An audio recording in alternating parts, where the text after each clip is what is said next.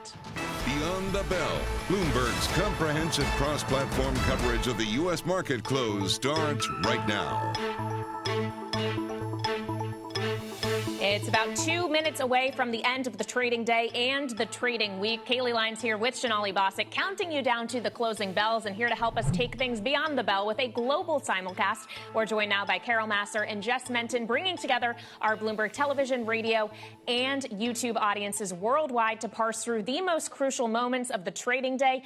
And Carol, we thought the most crucial moment was at 8:30 a.m. Eastern when the jobs figures crossed, but really it was later in the morning when we got the news that we had the collapse of SVB. Yeah, and investors, certainly on the equity side of things, decidedly staying with a risk-off trade here. I thought we might see some buying into the close, but that ain't happening. And Jess, you've got the S&P 500 going below that 200-day moving average. Where that trades from here is going to be critical. That's really crucial, especially with the S&P 500 below 3,900 and also breaking below that October uptrend line from the October lows. That was something key when it came to market technicians, that there was some bullish breadth there. But now that the S&P 500 back below that, that's a big question mark, especially going into next week, Sonali, with that big CPI report. The huge CPI report, right? Because we're not going to hear anything from the Fed really until that point in time, unless it's regulatory, frankly, at this point, I would imagine. But listen, the sentiment story here is the big one. This is about a narrative, and this has been a market for a long time now in search of a bull case. And now what we have is more uncertainty about how money flows, regardless of whether we see more stresses in the system or not.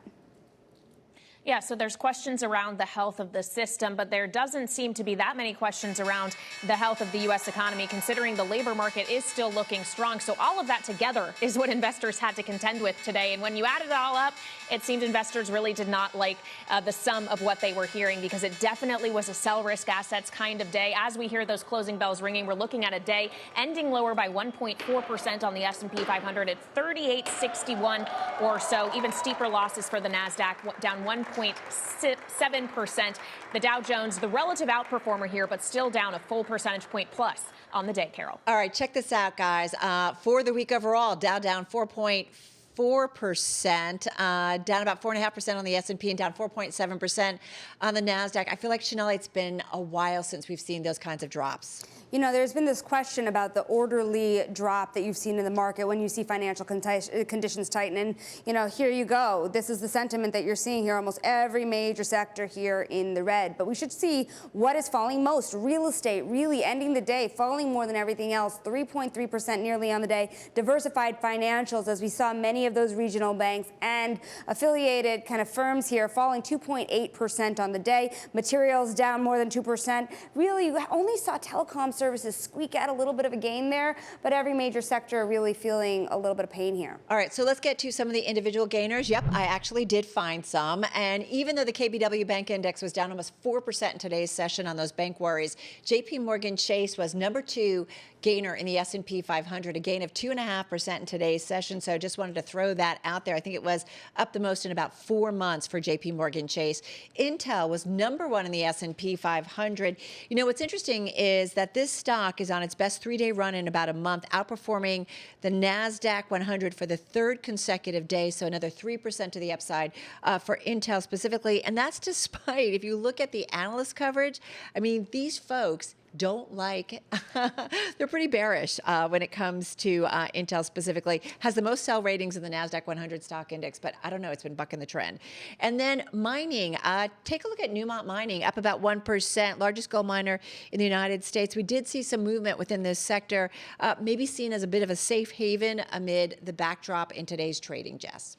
Now, I'm taking a look at what's happening with the decliners, so I have to start off with Signature Bank, taking a look at that stock down just about 23% today. So that's one of the main banks in the crypto industry. Obviously, the sell-off in the bank stocks led by Silicon Valley Bank now for its second day. And also, I have to talk about what's happening with Allbirds. That is a footwear retailer, but that stock, looking at that, almost down 50%, closing down 47% today, It used to Carol. be the shoe of Silicon Valley. I don't know if it is anymore, but it used to be. It might not be I have anymore, 4 pairs but myself. right. Those fourth quarter results, unfortunately, unfortunately missing expectations. So really pressuring shares today. And then I'm going to end on what's happening with the electronic signature platform. If you're looking what's happening with DocuSign, that stock down about 23% today. And also just the company's fourth quarter results, again, they did beat expectations, but they did announce a CFO that would step down. It was actually Cynthia Gaylor.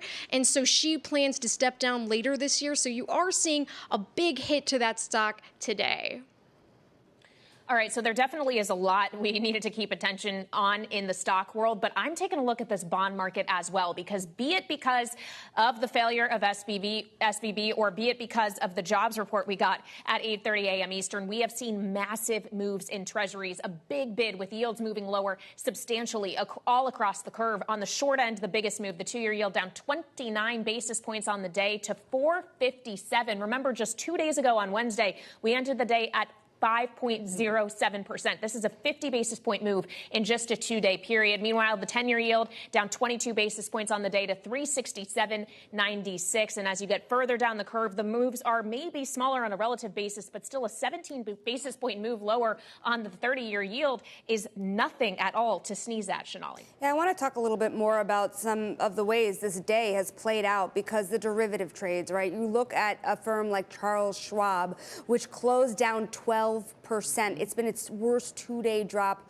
on record. Remember, the KBW Bank Index had fell 16%. Its worst weekly drop since March of 2020. That was the onset of the global pandemic at that time.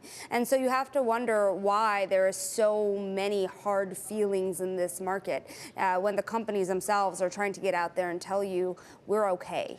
I do feel like at this point we're on a search and rescue mission, right? We're going to go through the bank community, go through the financial community, look for exposure, try to really understand, this is where transparency is really important in understanding that not every bank is the same, regional banks versus big banks versus just different types. I mean, Silicon Valley, right? This is one that has not been on most people's radar, and yet all of a sudden we know a lot more about it, and it had a very specific exposure, but we've got to look for additional exposure to understand how deep this contagion, if at all, it could be, Jess. And Carol and I were just talking about where can we pull some of these bright spots from this week. And I was actually pointing out to her earlier about how in the beige book from the Fed on Wednesday in the San Francisco district, they are beginning to see those wage pressures ease. And that's obviously where we've seen the bulk of a lot of these layoffs. So now we're beginning to see some of those rippling effects, obviously coming up close to 1 year of the Fed starting this hiking cycle. Actually, the 1-year anniversary is toward the end of next week on March 16th. So that's something that we are beginning to see some of those signs of inflation easing, again, with that jobs report today, with those easing when it comes to hourly wages.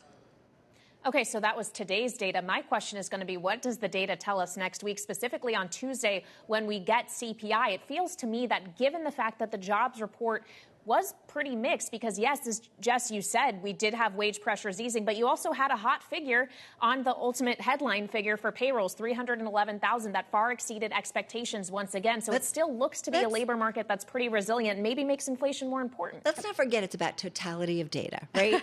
As our Tom Orlick of Bloomberg Economics points out, that's the words that Jay Powell used, totality of data. So you do wonder how he looks at all of it. Yeah, especially when you look at just the predictions coming into that jobs report. That number that we saw had brought us well past the expectation for many economists, let alone Bloomberg's own economists, that that kind of a number would support the case for 50. And you do still have participants in the market that believe that could be the case. Depends on CPI, but again, these lagged effects of the tightening, I think, are also worth noting and less quantifiable. One other thing coming next week is actually producer prices. Sometimes it falls under the radar when it comes to CPI, but it's really important because the spread between CPI and PPI has improved vastly, and actually in December it turned positive for the first time in 2 years. So usually people look toward that to see where input prices are basically easing before they filter into consumer prices. So that's going to be something else that's going to be of note next week as well. Got a few more earnings, a lot of things to get through. We're going to be quiet, right, in terms of Fed speak. They're done at this point. I have to say, guys, Kailey, I put out a Twitter poll, Fed's next move, 25, 50, or up to CPI. What do you guys think the most overwhelming answer was? Tick, tick, tick, tick, tick. Today, I think 25. No, 50 basis points, It's 60%. still out there. Really? It's still out there. We were 30% on our real yield show. Yeah. That's 1 out of 3 guests still on Pretty 50. aggressive, right? That's pretty aggressive. Indeed. But how much is it about March, and how much of it is the fact that we're still now back to looking at a Fed cutting rates by the end of the year, Jess? Right. Exactly. So that's really going to heighten up the drama heading into next week with that CPI report, Carol. That's quite a swing, and that should put volatility maybe perhaps back into the markets, or maybe it'll ease. Who knows at this point? A busy day, guys, and we certainly covered it all. That's a wrap. Our cross-platform coverage. Have a great weekend, guys. Our cross-platform Beyond the Bell, radio, TV, Bloomberg Originals, and, of course, on YouTube. We call it Beyond the Bell. We will see you again, same time, same place, on Monday.